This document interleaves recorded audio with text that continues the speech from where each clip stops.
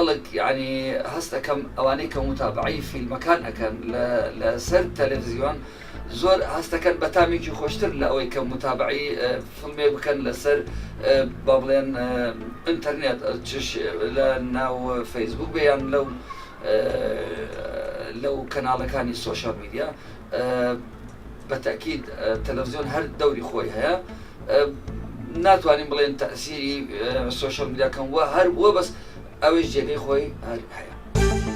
زۆربەی کێشەکان لە ڕووی گرانی بازار و لە ڕووی گرانی دەرمان و لە ڕووی قەیرانی دارایی بەڕاستی ینی ئەوەش جێی دەستخۆشیەکە تەلەڤیزۆنەکان زۆربەی تەلەڤیزۆنەکە کە جێی پەنجەیان دیار دەتوانیتیان چارەسەری ئەو کێشانە بکەن. بەتایبەتی منیش ڕاو سەرنجی خۆشم لەسەر تەلەڤیزۆنی کەنالی 24 فەزایی هەیە دەستخۆشیان لێ دەکەم کانالێکی زۆر سەرکەوتووە دەستخۆشیان لێ دەکەم لە بۆ ئەو بەرنامانەی کە ڕاستە و خۆ دەگوازنەوە.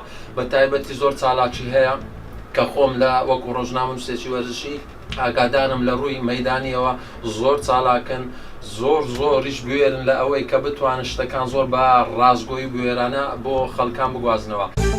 بەڕای من لە ئێستەیە ئافرەت ئازادیەکی باشی هەیە لەبەر ئەوەی کەناڵەکانی ڕاگەاندن هۆکارێک بوون بۆ پێشکەوتنی ئەم ئازادیە. بۆ نمونە کە من ئافرەتێکم هاتووم لەو مۆڵە بە ئازادی ئەسوڕێمەوە و سەیری شتەکەم و پێویستیەکانی خۆم دابینەکەم کەواتە ئەمە جۆرێک لە ئازادی بۆ ئافرەت کەواتە کەناڵەکان تا ڕادەیەکی باش خزمەتیان کردووە بە ئافرەت.